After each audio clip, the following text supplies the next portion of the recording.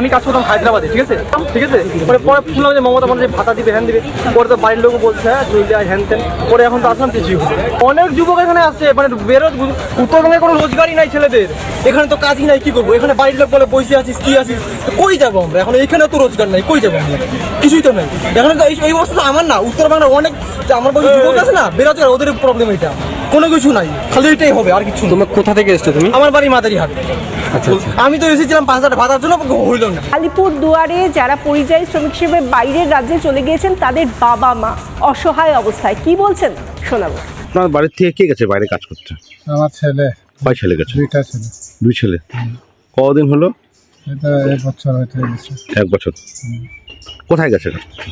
কেরালা। এই সরকারের একটা সমষ্টি প্রকল্প আছে, যারা বাইরে কাজ করতে যায় তারা যাতে না যায়, এখানেই থাকবে, কাজ দেবে, 5,000 করে পাবে, এরকম কিছু শুনছেন আপনারা? ওইরকম তো কোনো কিছু শুনি নাই। কেউ পঞ্চায়েত কেউ এসে বলছে? কেউ না। তো এই রিস্ক নিয়েও কিন্তু ওরা বাইরে চলে যাচ্ছে। আমাদের এখানে অনেকজন ওরকম মারা গেছে।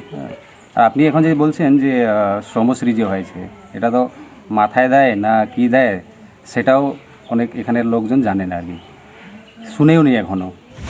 শুধুমাত্র কটা ভোট পাওয়ার জন্য মিথ্যাচার করে এদের পেটে লাথি মারছেন মাননীয় মুখ্যমন্ত্রী। অন্য রাজ্য থেকে এ রাজ্যে ডেকে নিয়ে এসে ভাতা কিছুই তো দিতে পারছেন না।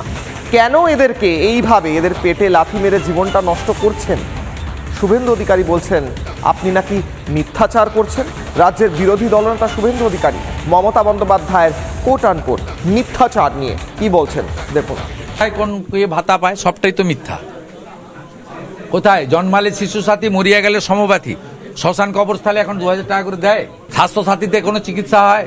জন্মালেই শিশু সাথী, মরিয়া গেলে সমবাথী, এই যে স্লোগানটা আর কেউ দেয় নাকি? গতিধারা আছে, রূপশ্রী কেউ পায়? ঠিক ভোট আসুক ধরে ধরে বলে দেবো।